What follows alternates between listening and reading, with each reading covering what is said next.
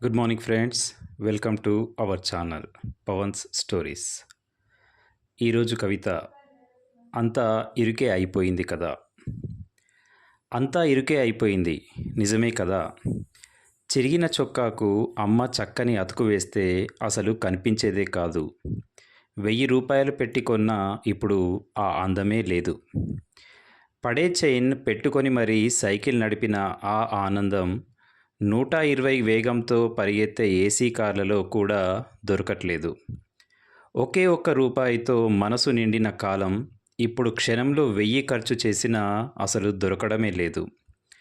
అరుగులో అమ్మా నాన్నల్ని, అక్కను అన్నను కాస్త తంతూ తంతూ హాయిగా నిద్రపోయిన నిద్రలు పరుపు మంచంలో ఎంత పెట్టి కొన్నా దొరకట్లేదు. పట్టుమని 10 అడుగులు కూడా లేని 4 గదులు మమ్మల్ని దేవుణ్ణి కలిపి ఉంచేవి.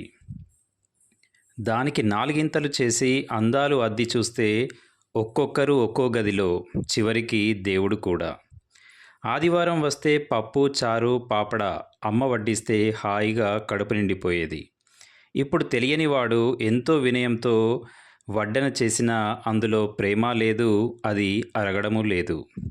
అన్నీ పెరిగిపోయాయి, గదులతో పాటు హృదయం కూడా. కొందరు దాన్ని ఇది కదా బతకడం అన్నారు. కానీ దాన్ని దూరమవడం కదా అని నేనన్నాను. ఉన్నది అనుభవించడం కదా అన్నారు. అన్నీ కోల్పోవడం కదా అన్నాను నేను. డబ్బు చేతిలోనే ఉంది, కానీ నటన ముఖాన్ని చుట్టుకుంది. ఇది కదా విశాలం అని కొందరన్నారు. నువ్వులా కదలలేనప్పుడు ఇది మరింత ఇరుకు కదా అని నేనన్నాను. Thank you friends. నేను మీ పవన్ కుమార్.